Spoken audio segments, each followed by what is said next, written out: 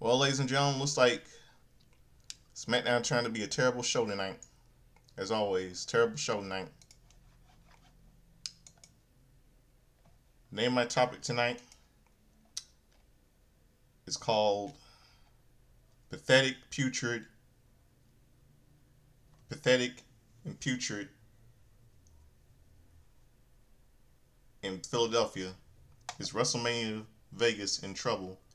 And I was going to talk about the Lex Luger thing and the Queen of the Ring movie. Um,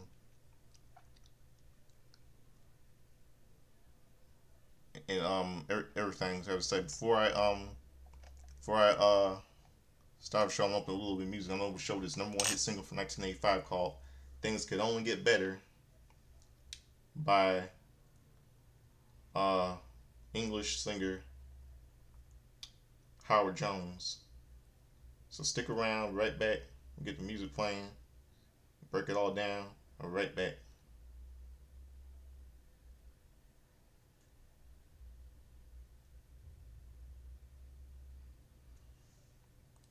Hold on one second. Hold on one second.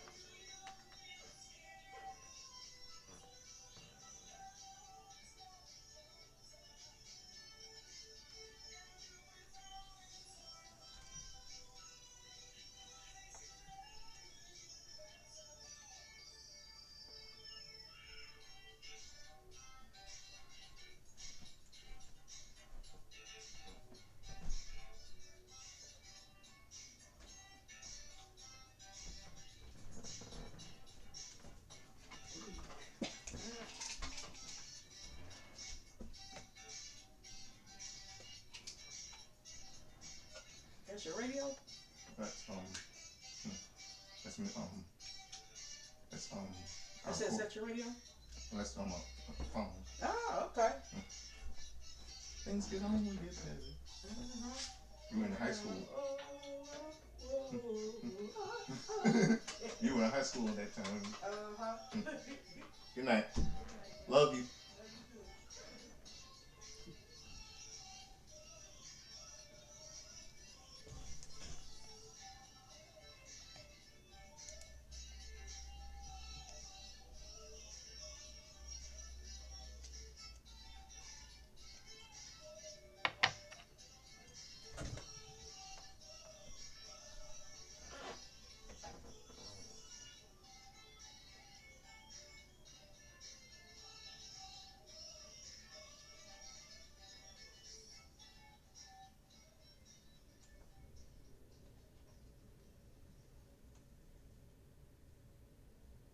Things can only get better. Number one hit single from 1985 by English singer Howard Jones.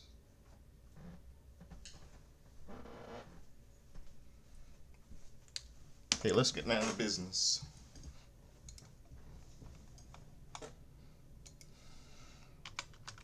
Let's see.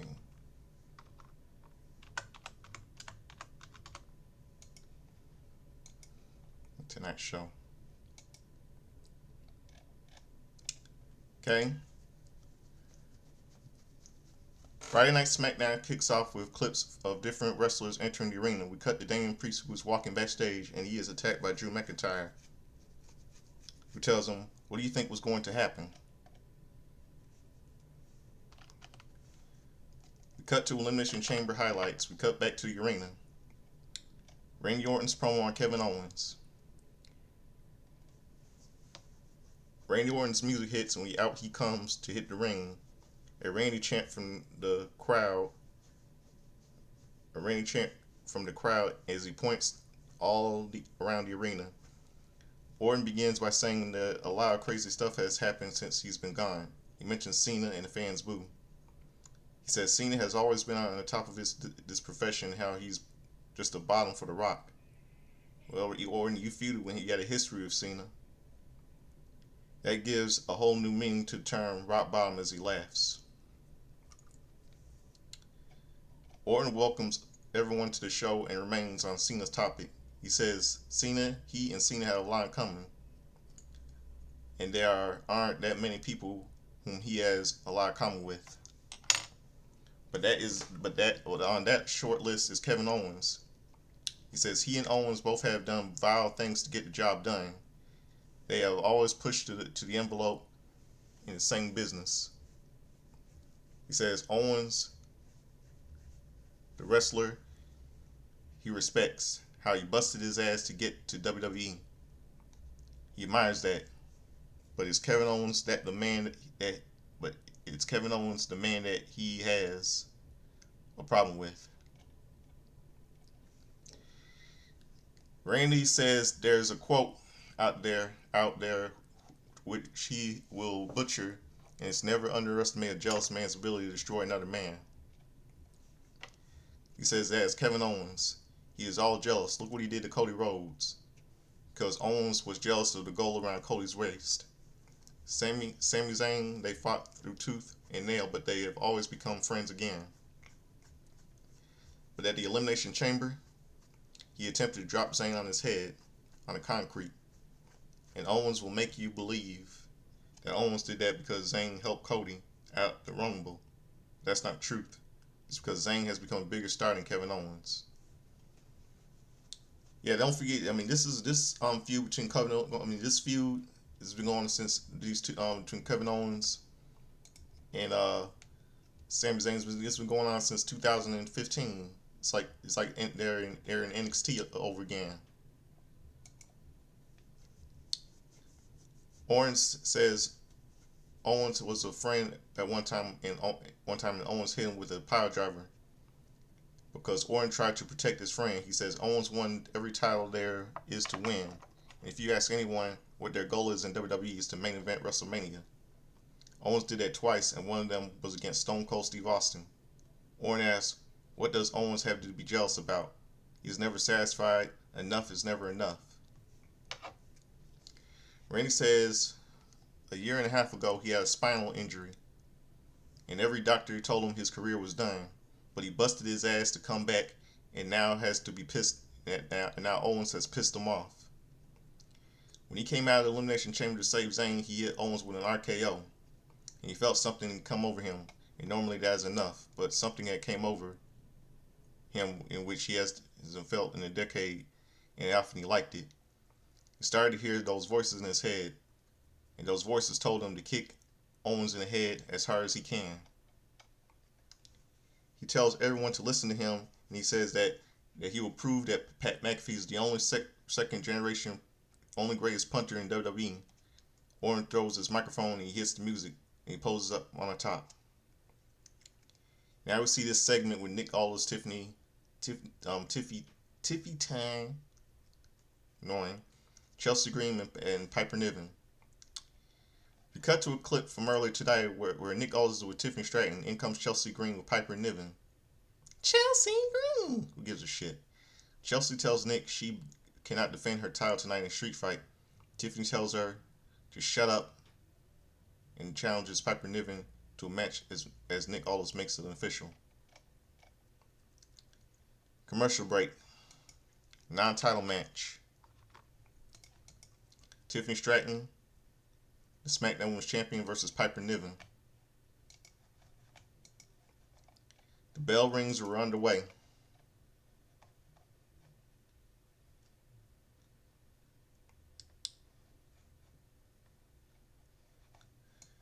And we're underway. Stratton with a kick, with Stratton with a headlock, but Niven throws her into the top ropes and takes Stratton down with a shoulder tackle. She goes for a running senton, but Stratton moves out of the way and lands on a basement dropkick. Stratton on top of on the ring apron with a springboard senton. She goes for the cover, but Niven kicks out. Stratton goes for a back elbow. But Niven catches her and throws her over the top rope onto the outside. Niven on the ring apron, and she lands on a cannonball onto Stratton on the outside. The commercial break and go commercial break. Back from the break.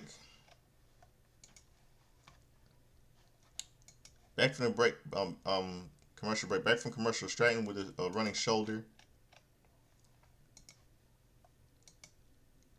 tackle in the ring, followed by elbows to the face. Stratton with a basement drop kick, and she goes for a cover, but Niven kicks out. Stratton climbs to the top rope and lands on a senton onto Niven.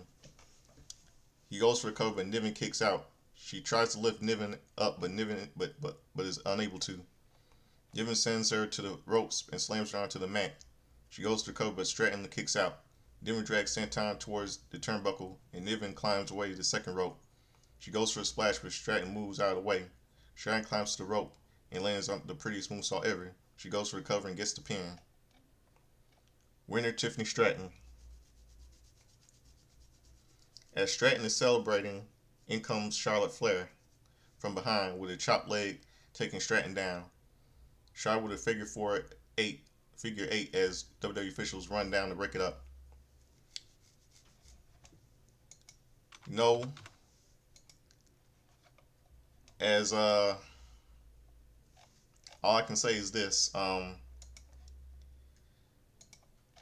as much as I don't like Tiffy Time and that she sucks, I got a gut feeling that Charlotte Flair will win at WrestleMania 401, and it'll be 2016 all over again.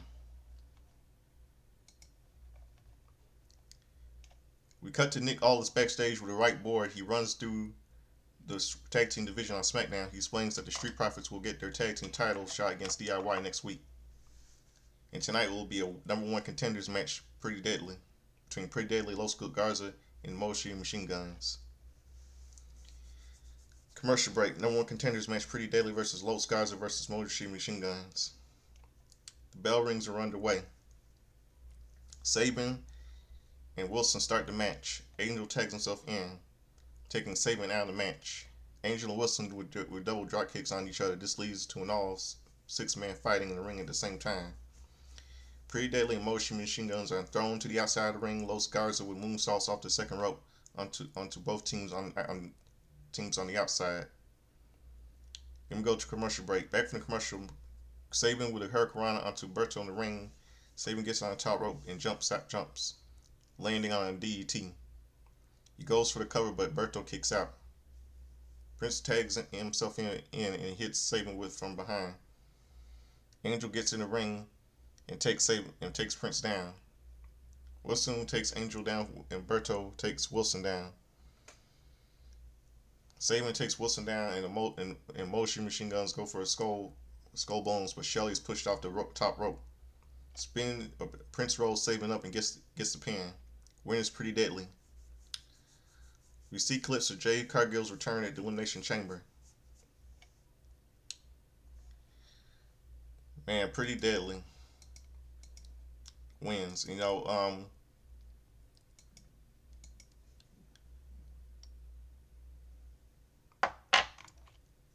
Why Pretty Deadly? Why?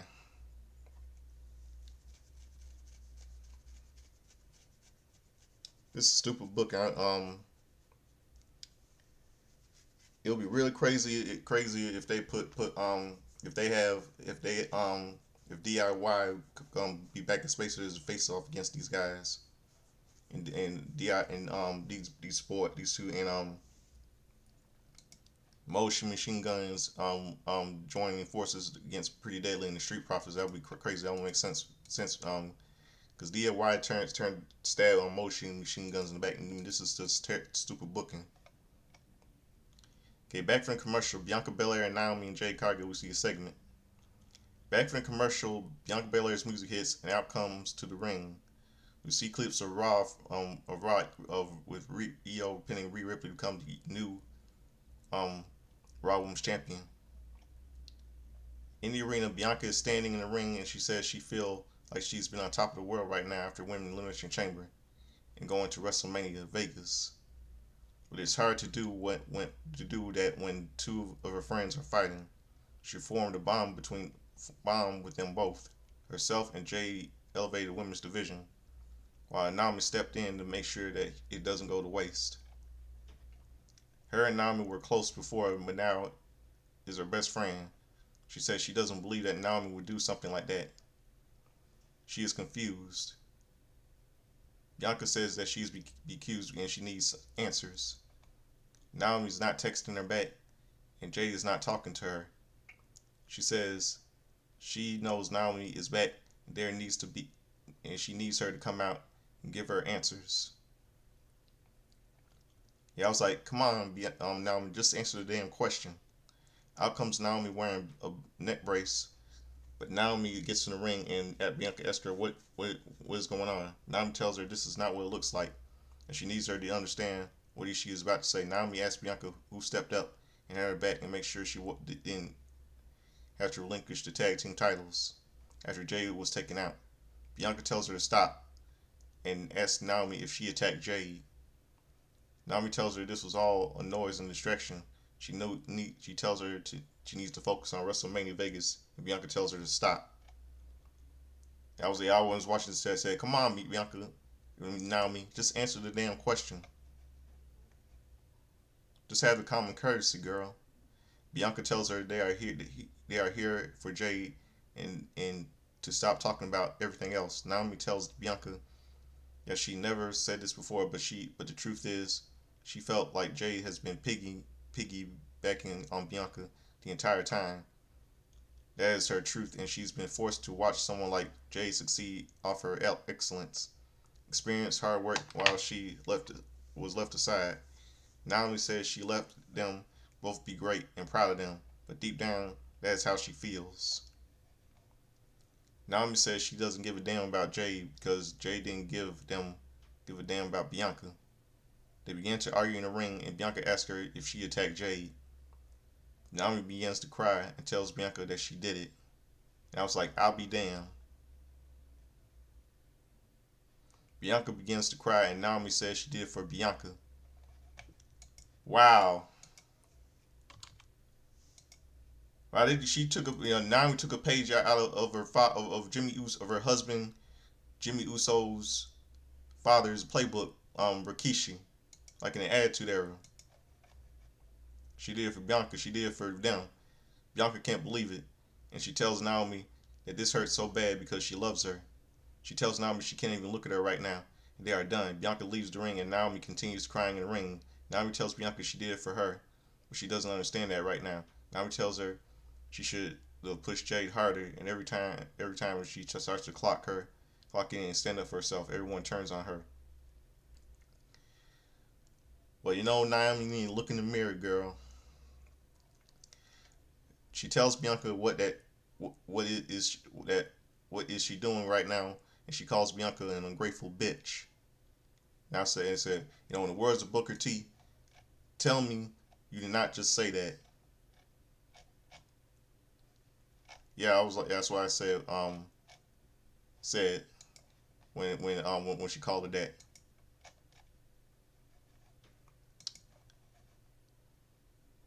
Bianca turns around and we see a black SUV pull up. Into the arena. Out steps Jade Cargill, who is walking towards the ring. Jade stops towards Bianca, and Bianca tells her to go ahead. She gets in the ring, and Naomi leaves, trying to jump to the barricade, but Jade stops and throws Naomi to the barricade. Back in the ring, hitting her with Jaded. Naomi's down on the mat, and Jade's music hits as she leaves the ring. Now I bet Jimmy Uso isn't happy with his wife. I mean, what was Naomi thinking, man? What was she thinking? She took away Jade Jade's chance at being in the Women's Royal Rumble match and match last month, and she even took away her chance at main eventing WrestleMania Vegas for a women's world title match. She deserved that being in the Elimination Chamber last night, and she's gonna pay. Hope this is gonna make this match happen at WrestleMania Vegas. Jade versus Naomi, make that happen. Hope that happens.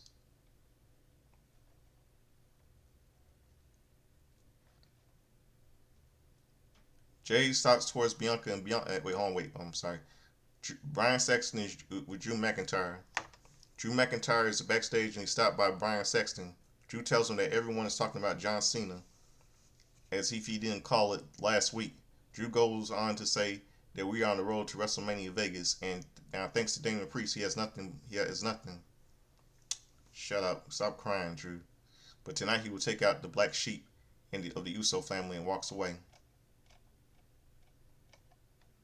A commercial break. A video of Lex Luger's WWE Hall of Fame announcement airs.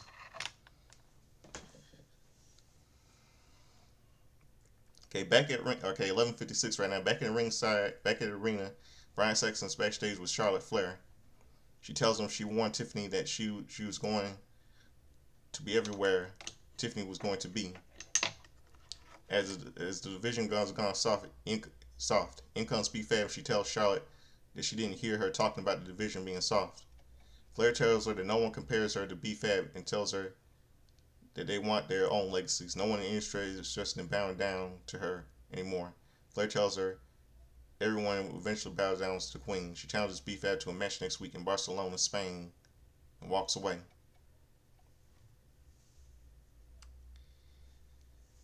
The bell rings and run. Okay, next match is Braun Strowman versus Solo Sikoa. Bell rings and run away. Solo with the right hand, but Braun with a shoulder tackle takes him down. Solo gets back up and Braun clotheslines him to the outside of the ring. Braun to the outside and he runs toward Solo and he goes for a tackle, but Solo moves out of the way and Braun hits the steel steps. Solo with a running hip attack onto the barricade and go to commercial break.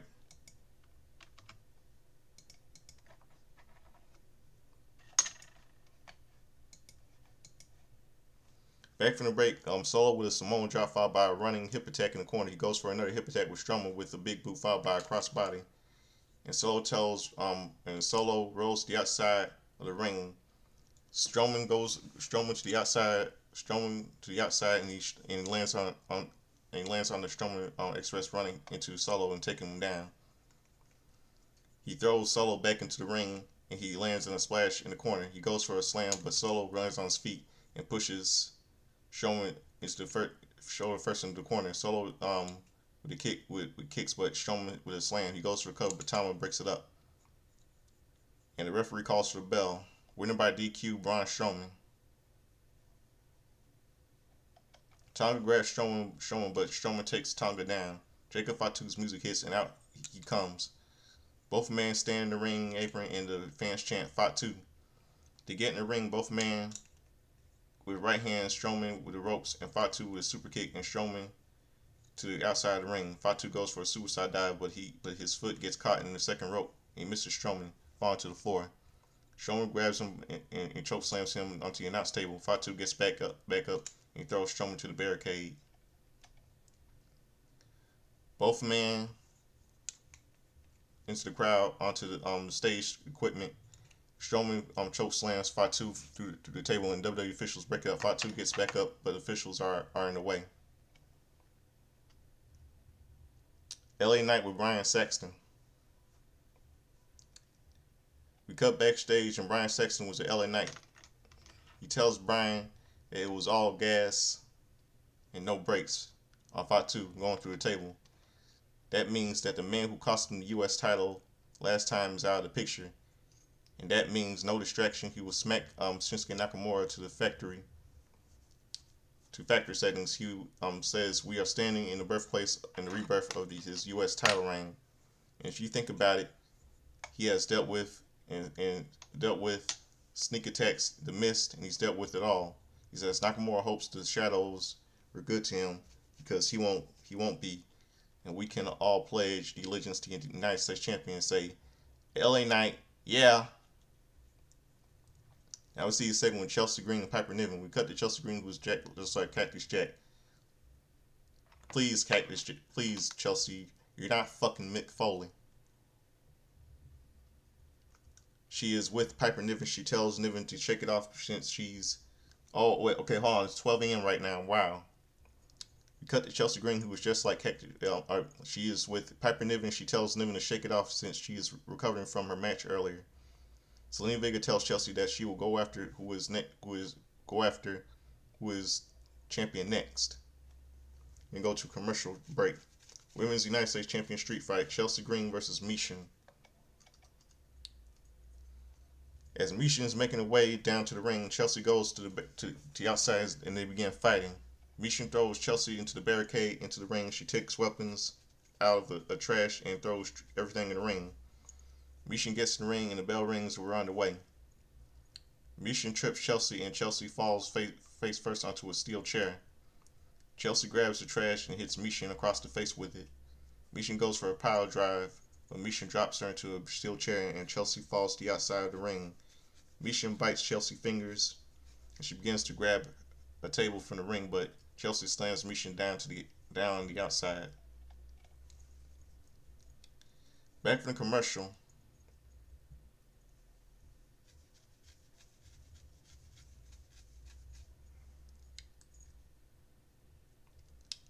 Michin sprays Chelsea with a fire extinguisher, and Chelsea is down. Michin uh, uh, um, begins to grab a table from under the ring, but Niven hits Michin and throws her back in the ring. Chelsea places a trash can in front of Michin's face, but Niven holds the trash, and Chelsea goes coast to coast, jumping off the top of the rope. And she goes for the cover, but Michin kicks out. Out comes B-Fat, who whips Niven with a kendo stick, and they fight to the back. Chelsea turns around and Michin hits her with a kendo stick. She places Chelsea in the corner and places corner in places in the corner and places a trash can in her face, landing a cannonball. Michin goes for cover, but Chelsea kicks out, and Michin is going to the outside and grabs a table from under the ring and slides it into the ring. Chelsea pulls a bulldog from behind and takes Michin down. Chelsea sets up the table and grabs Michin, but Michin hits her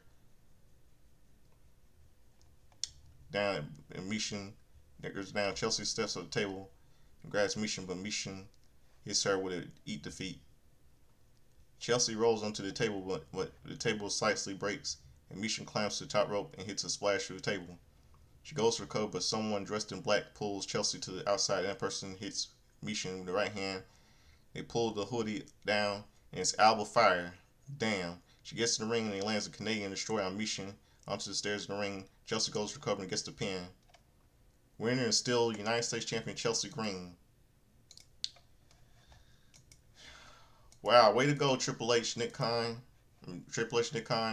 Ari Emanuel. You really had a little backup. Love says Chelsea, you really did have a little backup, didn't you? You really want you. You guys are amazing. You really want Chelsea to have that protect her title. I know you really you had probably had to get Alba Fire to help her save save your United States, save your precious women's United States title, didn't you, Chelsea Green?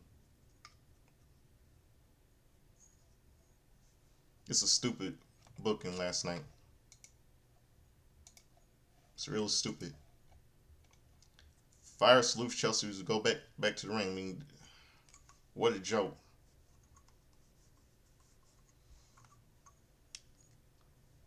Santos Escobar was Los Garza and they tells him that they failed next. They better win. Angel and Escobar walk away, but in comes Andrade. He asks Berto why he takes that from them. He knows Berto deserves better. And Berto walks away and we cut to a commercial. We see clips of John Cena attacking Cody Rhodes at the Elimination Chamber. Back at the arena, we hear wrestling as one more royal family, and Cody's music hits. Out comes the undisputed WWE champion with a black eye, and his power goes off. He takes a piece of cotton left out of his ear, his non-usual entrance. As he gets in the ring and he places the championship in the middle of the ring, he looks at the crowd who are up on their feet, and the Cena chant from the crowd. Cody asks the fans what they want to talk about. He says it is obvious the question, and the obvious answer is the most watched moment in WWE history and wrestling history. He asks, "What do you say to someone that isn't even 4 years old when she asks you, what happened to your face?" He says that wasn't a conversation he was expecting to have. He told her he ran into a wall. Not entirely true. He ran into one that was designed by the final boss, The Rock. His associate Travis Scott, and he invited his WrestleMania 41 opponent John Cena. Yes, Cena. Yeah, Cody. We fell for a hook, line, sinker. The Rock fooled you. Cena fooled you. He even fooled Michael Cole, Pat McAfee, Wade Barrett last Saturday, and the fans, and especially you. And Travis Scott was in on it the whole time. I understand why in the world would Cena align himself with a man that he fought at WrestleMania 28, WrestleMania 29. Cena even got bottomed by The Rock at WrestleMania 40, just about last year.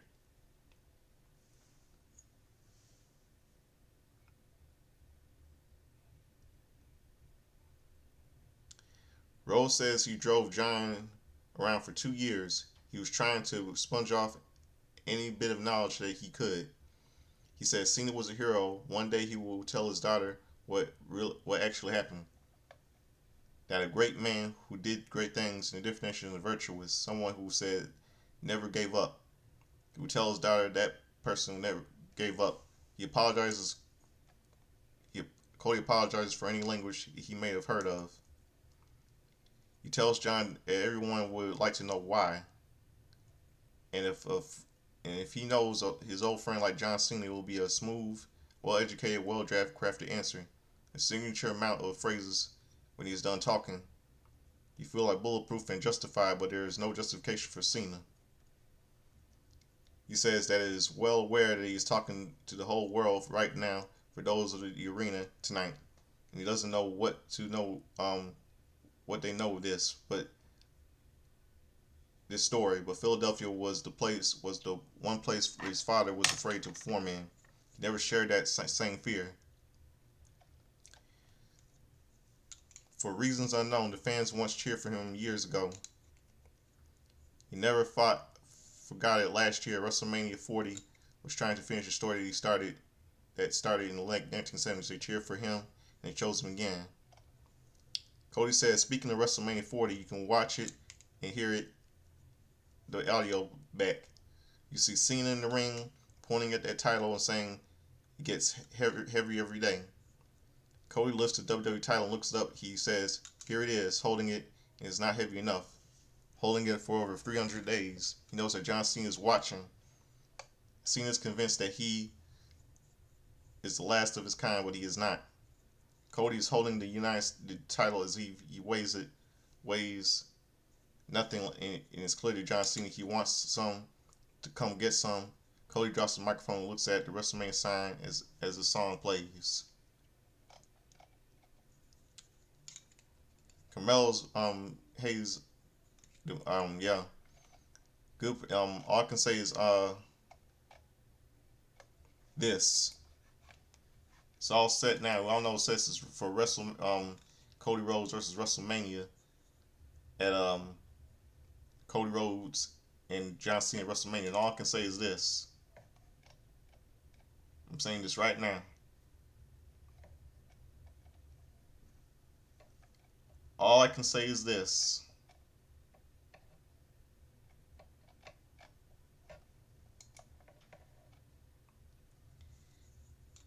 If Cena wins, if Cena wins and beats Cody at WrestleMania Vegas 41, screwed screwed WWE, and Cody can just quit WWE, tell Triple H to take WWE and shove it up his ass, and go back to AEW and make AEW great again. But if Cena loses to Cody at WrestleMania 41, Cena can go bye-bye and get the fuck out of WWE indefinitely, and the Rock plans backfires on his candy ass. And Triple H is talking to himself and having into having Vince back in power, and WWE will die. And you know whose fault that's gonna be? That's gonna be the game's fault.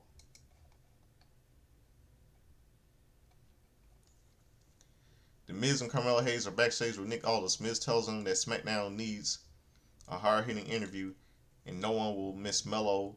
Miz won't miss Mello. Don't miss TV. Carmelo tells him that he never agreed to that, but he would like to ask Cody why Cody fumbled it. But you have people like Randy Orton who come back after 4 months to the couch playing Fortnite. In comes Randy who tells him that Fortnite is for kids. He's playing like playing Elden Ring. Careful, watch what you say, Carmelo man. Always makes a match for next week. Randy Orton and Carmelo Hayes. Then we go to commercial break. Drew McIntyre versus Jimmy Uso. I bet you Jimmy Uso's not happy with what his wife did to Jade Cargill. The bell rings. We're underway. Jimmy throws Drew to the outside in the bell of the ring, and goes for a suicide dive. But Drew hits him with the right hand. Drew gets back in the ring, gets back into the ring, and hits Jimmy with a chop to the chest. Drew to the outside, and he drags Jimmy to the outside, placing Jimmy on his shoulders, but Jimmy lands on his feet. Jimmy hits Drew with a super kick crossbody, taking both men over to the announce table. Here goes to commercial break.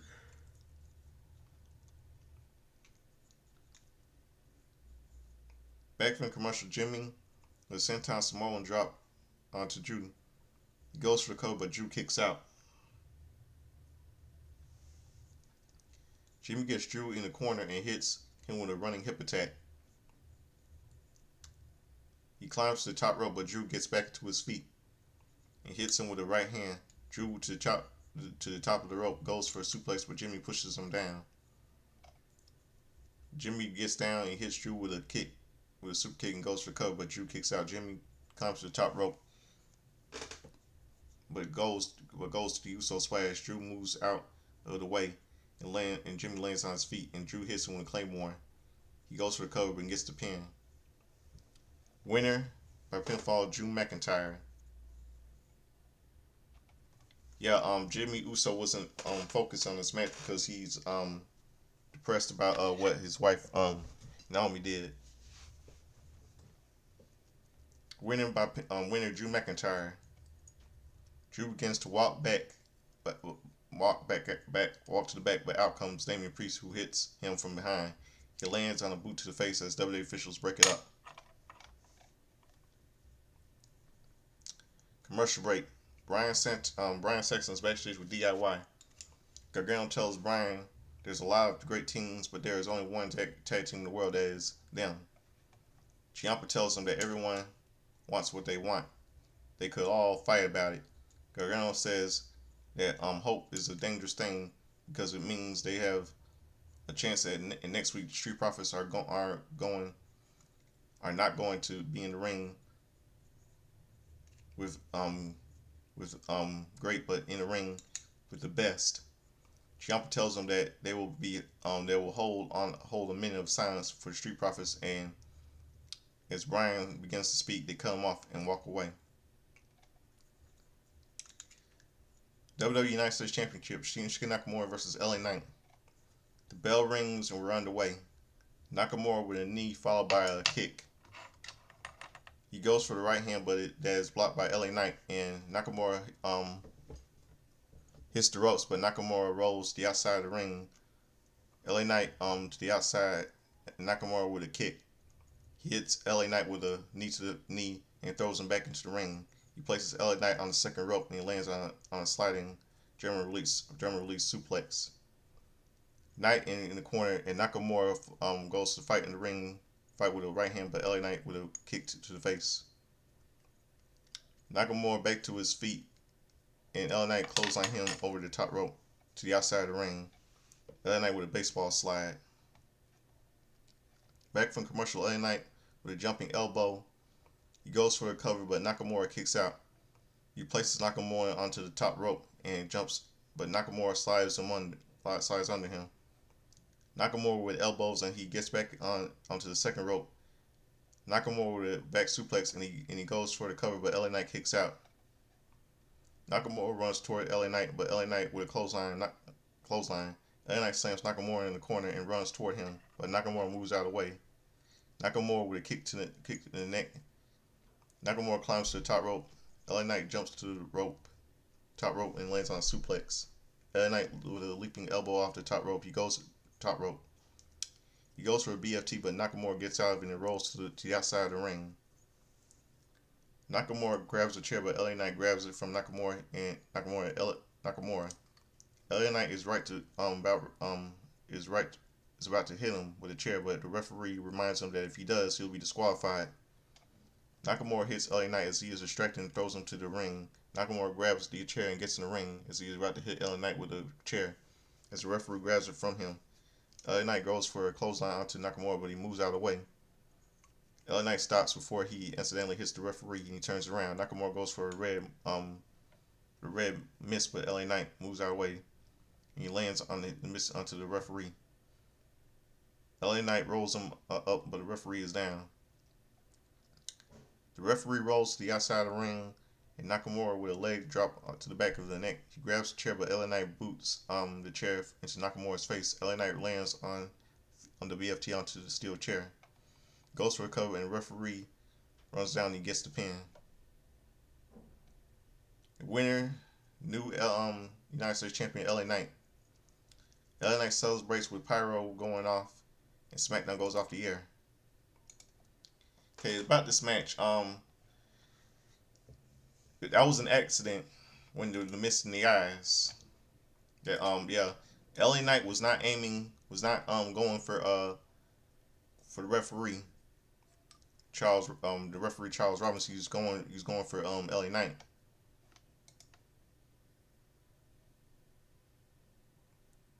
Yeah, it's true. LA Knight, I'm not trying to call him he's trying to he's saying that he used the referee as a human shield, but he was no coward. But it was an accident. Man, what a terrible show last night. Let's see. Let's get to talk on the business about Lex Luger thing. You know, why it had to be Lex Luger? He's the reason why Miss Elizabeth died, and I mean, it should, why they had mentioned about him being about him being in the WWF as WWE as the narcissist and as the All American, giving it on the Big Lex Express. him and all that stuff. I think I would say it's a I think WrestleMania Vegas is gonna be in deep shit. Very, very deep shit.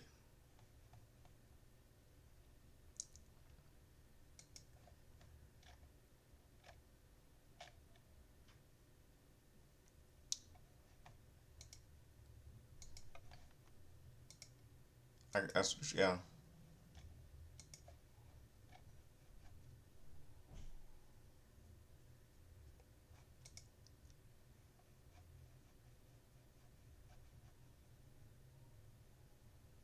Well, I know yes, this is gonna be a terrible WrestleMania. I bet you this is gonna be a terrible, terrible, terrible WrestleMania. I mean, and what about and let's see what about this Queen of the Ring?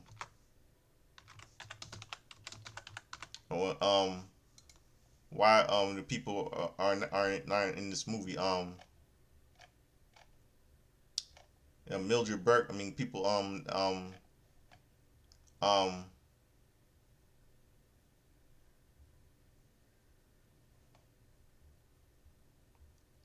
I mean Britt Baker's not in this movie. Um, and so many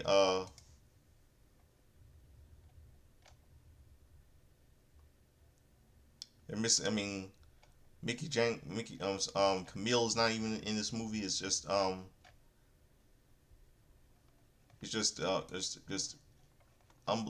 terribly unbelievable. That doesn't make sense. I'm not a big Chelsea. I mean Britt Baker fan, but that's just messed up. Okay, now I got that covered. And then WWE Hall of Fame. They need to end up some big names. I mean, they have Rick Demar Martel in the ring. Earthquake in the Hall of Fame. Typhoon. Those Tugboat. Um, they need to get Rock and Robin in the WWE Hall of Fame. And Bam Bam Bigelow. Well, I think he's already in the Hall. Is he in the Hall of Fame? Bam Bam Bigelow.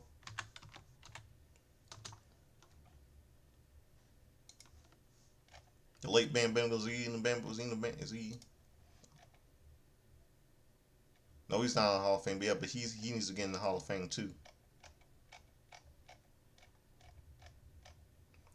And I think Taz needs to be in the Hall of Fame as well. Also, so that covers it. Now it's time for something I like to do for all of you. It's time for.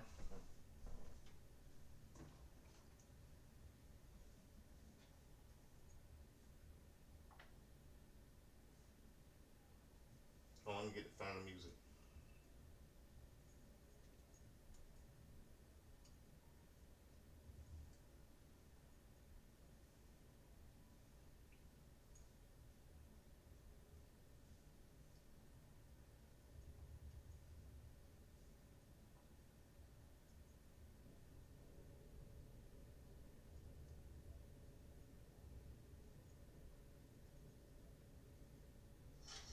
I'm gonna show this final music for it.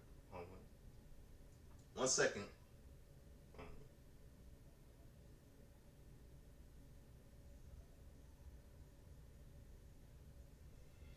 It's time for Justin's timeline history, all the resting birthdays, some pop culture, etc., and all that stuff. All you hear that thing is a tune from Back to the Future starring Michael J. Fox and Christopher Lloyd. My favorite movies when I was little. Can't wait for its 40th anniversary on July 3rd. 1980 July 3rd. July 3rd, 2025 was his 40th anniversary. Because he was released on July 3rd, 1985. Let's go to July March the 6th. Wrestling birthdays.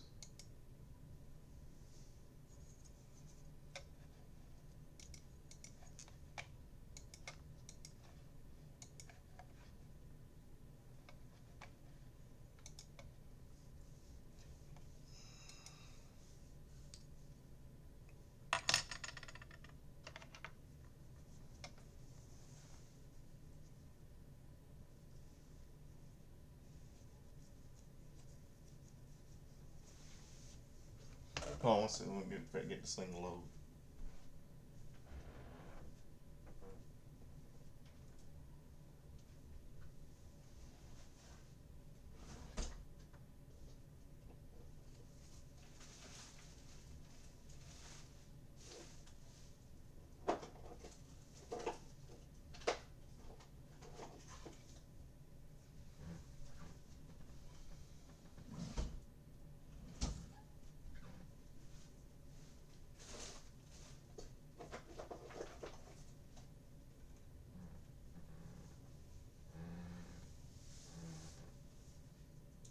Hold on one second. I'm back. Hold on.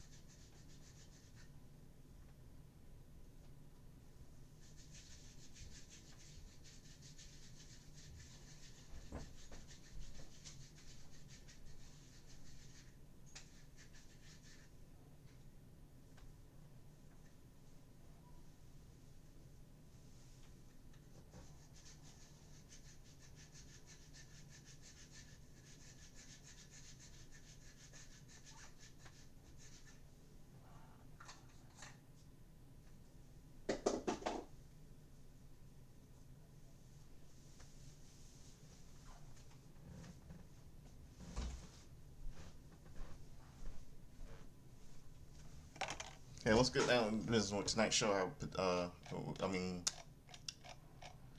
birthdays. History for March the 6th. Okay. March the 6th was a last.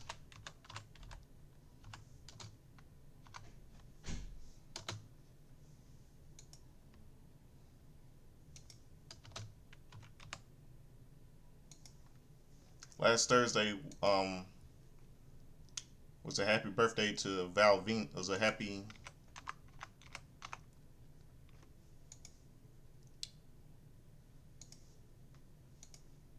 54th birthday to Val Venus. Val Venus. Hello, ladies. He should be in the WWE Hall of Fame. Val Venus. Sean Morley, aka Val Venus. He should be in the WWE Hall of Fame.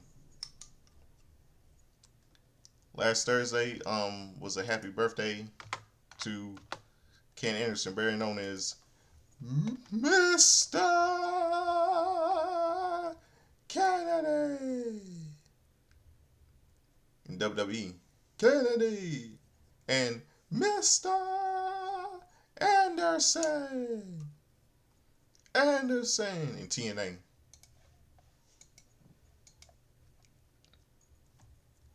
And let's see, Ric Flair's son David.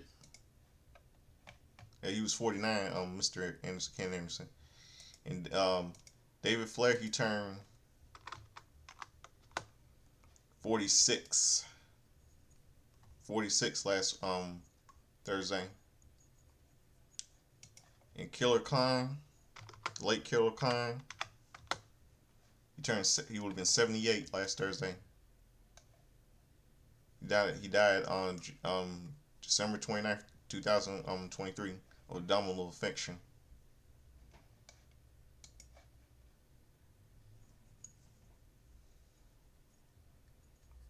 Let's see. Now let's go to 1995, March the 6th. Wrestlers on March the 6th.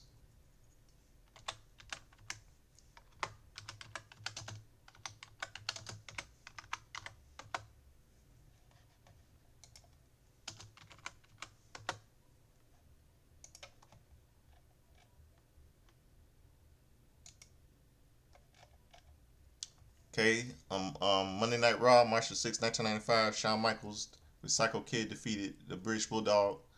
Dave Boy Smith, Bob Backlund defeats Books Quartermain by submission. Duke the Droster defeated Stephen Dunn with Harvey Whippleman. And let's see.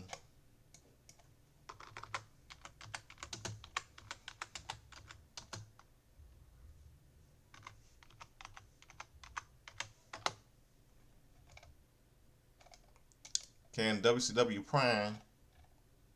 Hold on, wait, hold on, March on.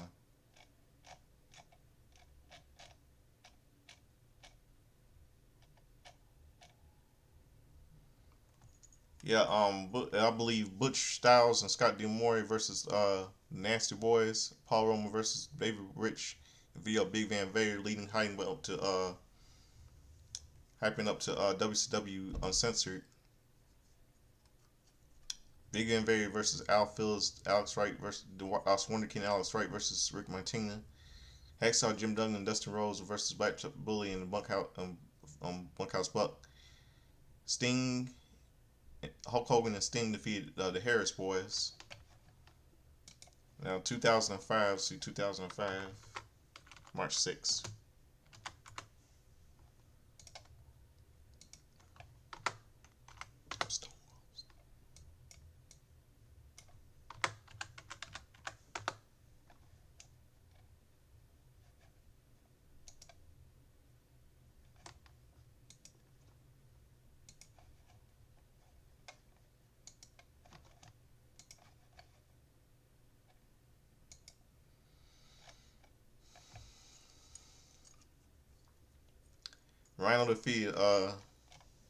Rhino defeated Simon Dean versus Rhino defeated Simon Dean. Val Venus defeated Big Vito. Yep, on his big win on his Val Venus's birthday. Tajiri and William Regal defeated Christian and Tyson Tomko in LA in La Resistance. Robert Conway and Sylvain Grenier in a triple threat elimination match to retain the WWE Tag Team Championship. Christian and Tyson Tomko eliminated La Resistance.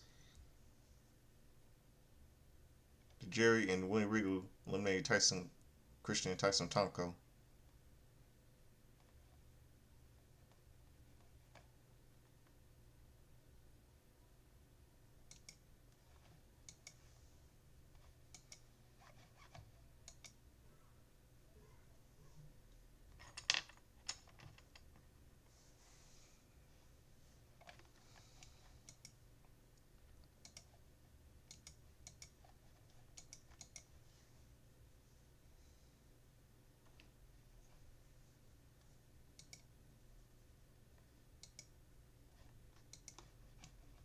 Let's see, what else?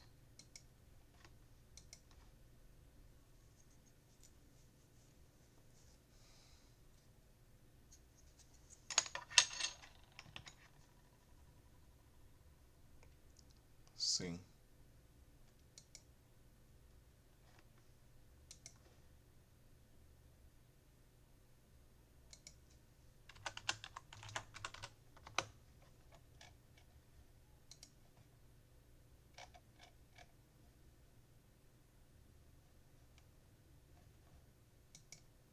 Trying to see what else. See what else.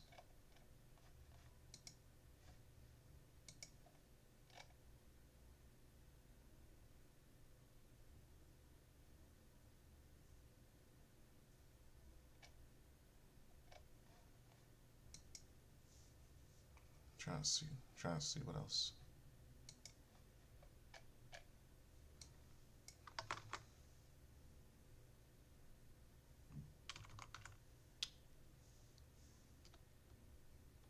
See Impact Wrestling.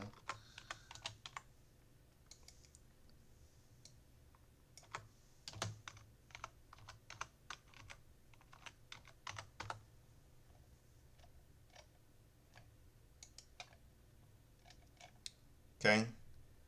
On Impact Wrestling, Drew Galloway defeated Kenny King by pinfall. Bram defeated Mike Hardy by pinfall. Terrence Hart defeated Oscar by DQ to retain the TNA Women's Knockout Championship.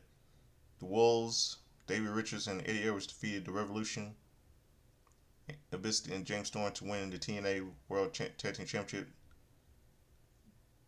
Kurt Angle defeated Bobby Roode and Eric Young in a three-way TNA World Heavyweight Title #1 contendership match.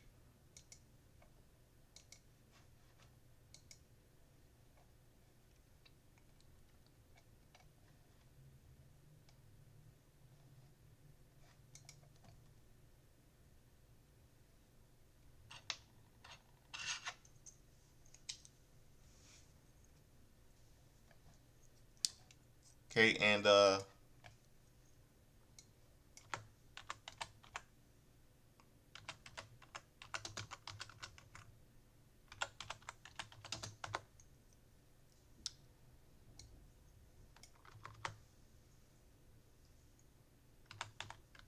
see what else. One night, there was a little wrestling event called One Night Only, I believe. Yeah,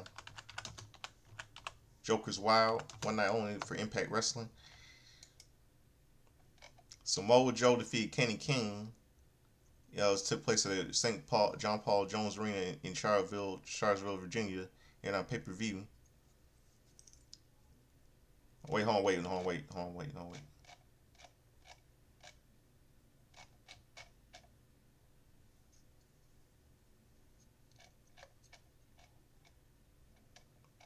Yeah, Joker's Wild at the Impact Zone, Universal's Arena.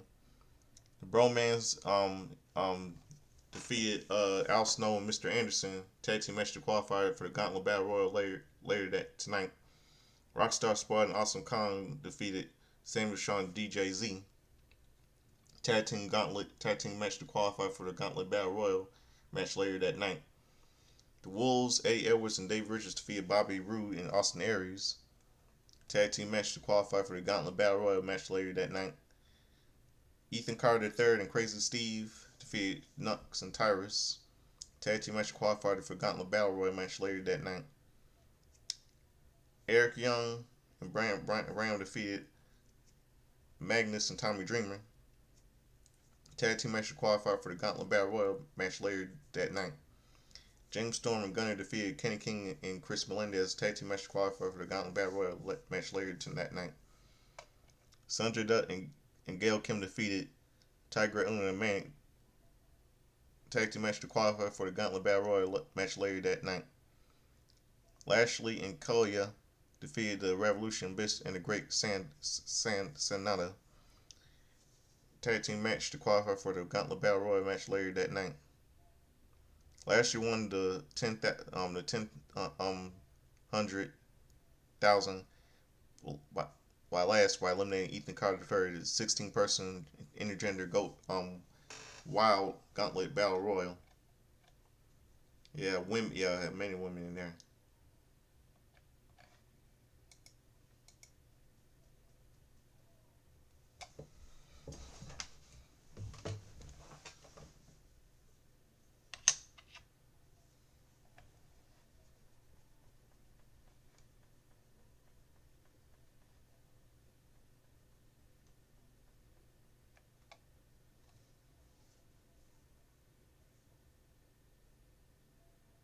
Let's see.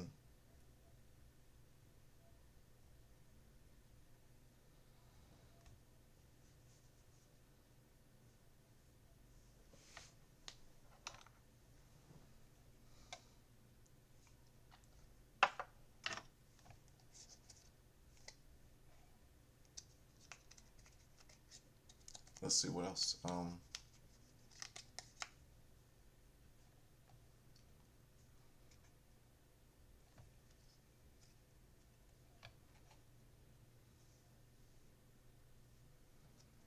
Trying to see what else. Okay. A couple of movies released in theaters on that day, March the 6th, 2015.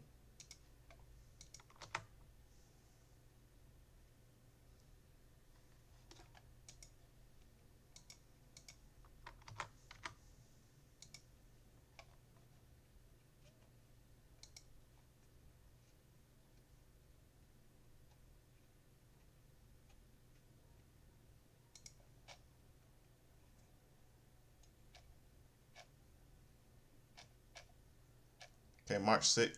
Wait, hold on. March 6th. I mean, sorry.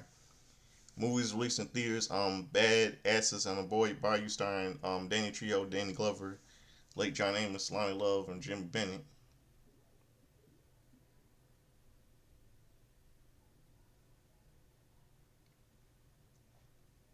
Shappy, starring Sigourney Weaver, Hugh Jackman, and Dave Patel. Roll Hard, starring Larry Miller and David Allen Greer, and David Koechner, and Adam Carolla. the second best exotic marigold sequel to 2011's sleeper hit, the best exotic marigold hotel, starring late Maggie Smith, Judi Dench, Dave Patel, Billy Nye, Sia Ermi, Penelope Wilton, Ronald Pickup, David Strathairn, and Richard Gere. Unfinished Business starring Vince Vaughn, late Tom Wilkinson, Dave Franco, Sienna Miller, Nick Frost, and James Marston. Fault starring Mary Elizabeth Weinstein and Leland Orser. It was released on that day.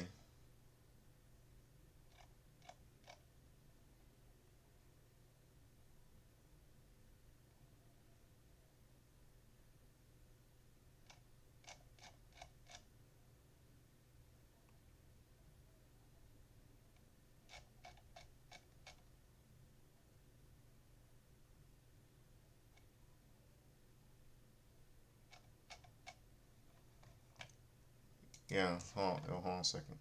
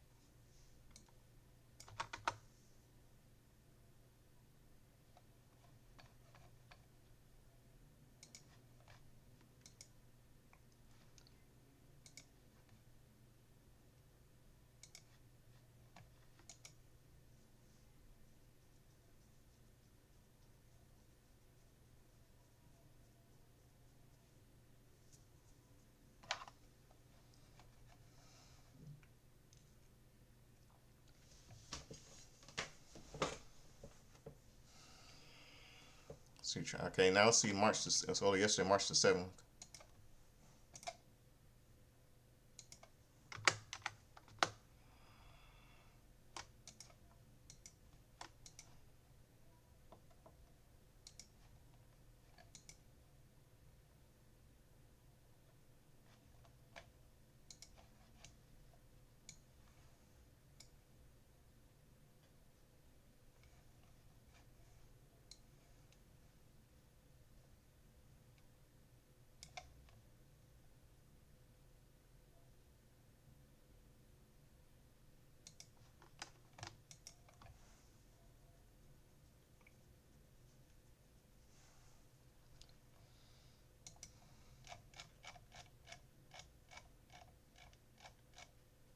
Okay, March the 7th. See.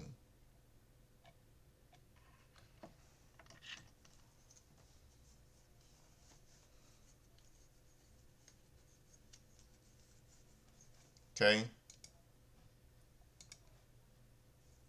Tylene Buck, better known by ringing Major Guns, turned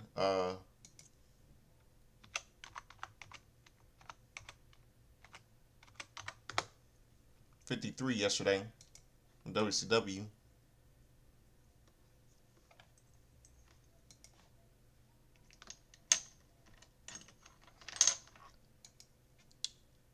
Sergeant Craig Pittman turned 66.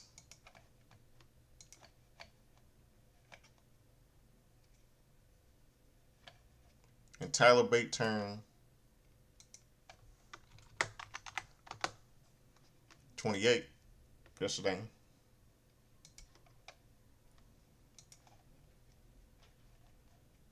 And Chick Donovan, he turned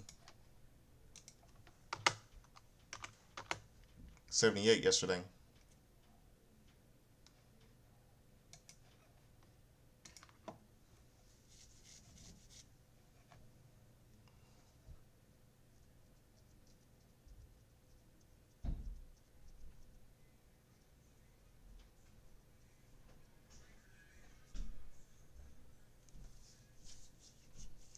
Let's see what else. Okay, now we go to yesterday now.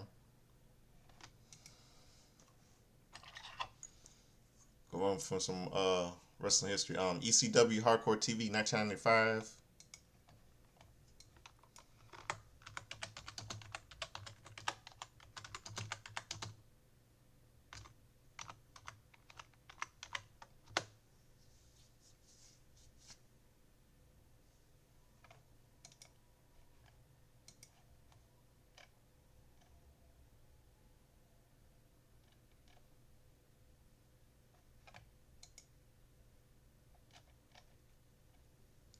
Okay, the Pit Bulls defeated Chad Austin and Joey Goodart.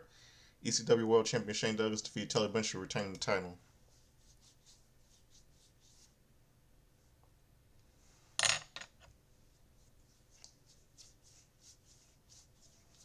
Okay, hold on one second. Hold on one second.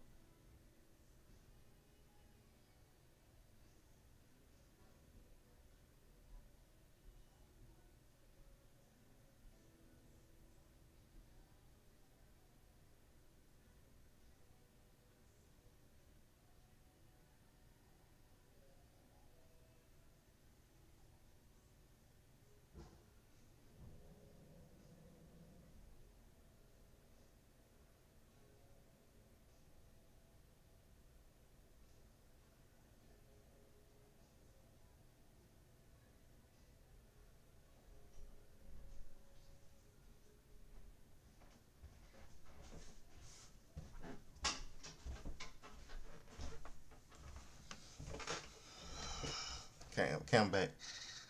Okay, now see. Let's go to 2005 Monday Night Raw. Hyping up WrestleMania in Vegas.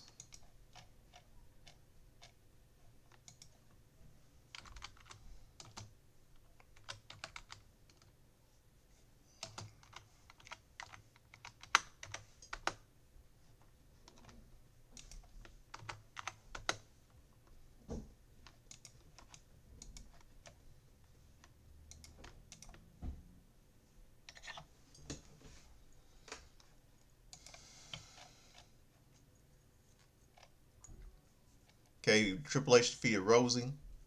Kane defeated Christian with Tyson Kumsko. And Edge defeated Chris Jericho. Chris Benoit defeated Shelton Benjamin. And Batista defeated Ric Flair with Triple H. And it was announced, and it was triple, and it was and Chris Jer- and it was this the night when Chris Jericho and came up with an idea to have a Money in the Bank ladder match at WrestleMania 21. To climb up the ladder for and grab a briefcase for a chance at a world championship match. That's where it all started at WrestleMania 40 21 ladder match. And Chris and we see Lita, see Christy Hemme calling out Trish Stratus have a match with her at WrestleMania, and we realize that she got a little help from Lita. It trained her, and that's it. So that'll wrap it up for my wrestling history. Birthday cover got all covered up. Now I'm gonna close out. The Godfather Soldiers of Swimming. So late Chad Henshaw so said, "So dress up like Chubby Checker, sing like Larry, dance like James Brown, like the get in the hot tub, gonna be sweat, gonna be dry, gonna be wet." For Eddie Murphy doing an impression of James Brown on Saturday Night Live. Yeah, Eddie Murphy doing an impression of James Brown, saying like, "I never grew up in the '80s. I grew up in the '90s. I never seen Eddie Murphy doing an impression of Saturday Night Live when I was little, because I never grew up in the '80s. I grew up in the '90s. I was born in '88. But I grew up. I remember stuff from the '80s culture. Mom told me about the '80s when I was little. And so that'll do it. Now I'm gonna close out the show with a little bit of music for all of you. This midnight, this morning. Hope all of you good morning. Name of the song close out with this number one hit single from 1985 called Sugar Walls by Sheena Easton. Was written by Prince, the late Prince.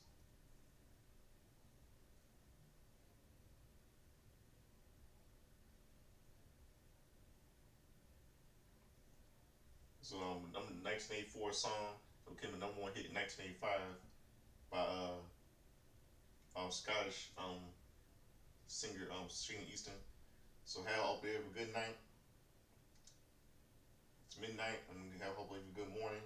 I'm out of here. Peace. And here is something to close out the show with this midnight Sugar Walls. Number one hit single from 1985 by Sheena Easton. Good night, everybody. Have a good morning, everybody.